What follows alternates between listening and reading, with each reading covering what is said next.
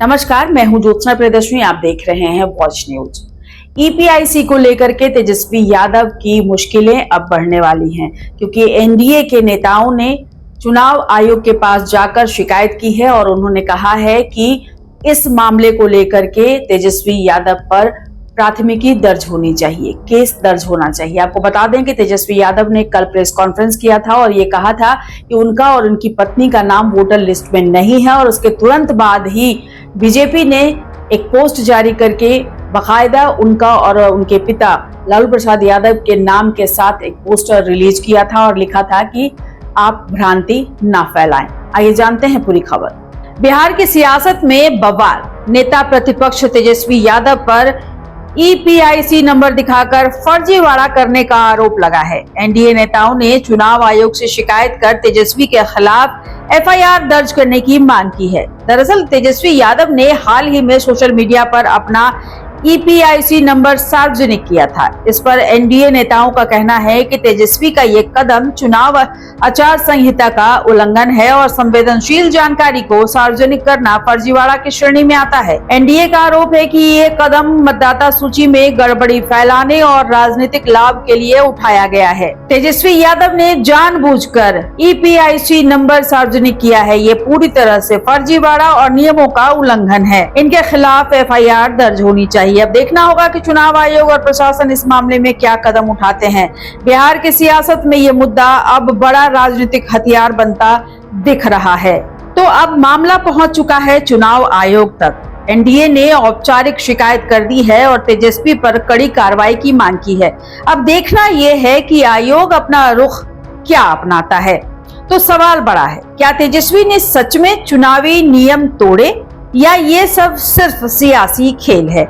FIR होगी या नहीं, ये आने वाले वक्त में साफ होगा। लेकिन इतना तो तय है, इस नंबर ने बिहार की राजनीति में बड़ा बवाल खड़ा कर दिया है। करने की अंतिम तिथि बढ़ाई जाए। चुनाव आयोग ने इसके लिए केवल 7 दिन का ही मात्र समय दिया। 65 लाख लोग हैं, कौन कहाँ है, नहीं है, किसका नाम कटा है, अभी पता ही नहीं चल रहा है। आपने कोई लिस्ट उपलब्ध नहीं कराई बूथ वाइज, ये नहीं बता रहे कि कौन मर गया, कौन शिफ्टेड है, तो लोग अपील भी जाएंगे तो कैसे जाएंगे? और आपने केवल 7 दिन का समय दिया। तो इसको हम लोग चाहते इस अवधि को बढ़ाया जाए। चौथा, हमारा विनम्र आग्रह है कि सर्वोच्च न्यायालय को इस विषय पर स्वतः संज्ञान लेकर निर्वाचन आयोग से विस्तृत स्पष्टीकरण लेना चाहिए। यानी हमारी सुप्रीम कोर्ट से भी मांग है कि जो है इसको संज्ञान में लेकर के चुनाव आयोग से इन सब का जो है जवाब से एक स्पष्टीकरण, फैक्ट्स जो है वो सुप्रीम कोर्ट जो है मांगे। ये पूरा खेल जो है, जो हम लोगों को संदेह था शुरू से, और इतनी बड़ी पैमाने पे जो धांधली की गई, आप सब लोगों ने देखा होगा। अंगूठा मारा गया, बीएलओ खुद ही फॉर्म साइन करके अपलोड करते गए, कोई फोटो नहीं लिया गया, कोई दस्तावेज नहीं लिया गया। आखिर पता तो चले किससे दस्तावेज लिया है, नहीं लिया है, और कारण क्या है काटने का नाम, आप वो तो बताइए। आपने बस तय कर दिया कि बिहार की जो एफआईआर हुई उसमें 65 लाख मतदाताओं का नाम जो है काट दिया गया।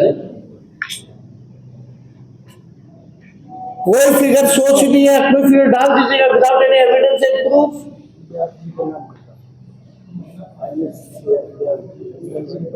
जो आईएएस जो व्यास जी हैं, हस्बैंड और वाइफ दोनों का नाम कटा हुआ है, वो ट्वीट किए। अब तो सुप्रीम कोर्ट ने कहा था 15 सबूत अगर ये बूथ वाइज अगर ये दे देंगे तो हम लोग भी तो अध्ययन करेंगे ना, हमारी भी तो बूथ कमेटी है, लोग हर बूथ पे व्यक्ति है हमारा, लेकिन बता ही नहीं रहे कौन है।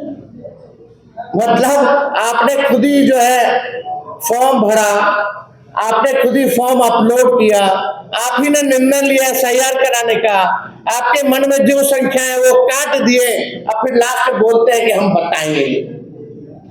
ये कौन सी प्रक्रिया है भाई? ऐसा कभी तो हुआ नहीं है। ये तो तानाशाही है, ये लोकतंत्र का है।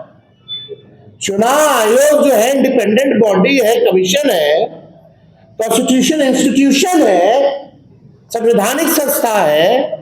उसका काम है निष्पक्षता से चुनाव कराना, वोटरों को जोड़ना। और आप जो है एक पॉलिटिकल पार्टी का चुनाव आयोग, ज्ञानेश गुप्ता जो है एक प्रकोष्ठ बन करके रह गए। तो इस तरह तेजस्वी यादव की मुश्किलें अब बढ़ने वाली हैं। विधानसभा चुनाव बिल्कुल नजदीक आने वाला है और कई तरह के मुद्दों को लेकर पक्ष और विपक्ष आपस में भिड़ता हुआ नजर आ रहा है। खास तौर पर जिस तरह से वोटर लिस्ट से लोगों के नाम काटे गए हैं, मतदाताओं के नाम काटे गए हैं, उसको लेकर के जबरदस्त बवाल हो रहा है।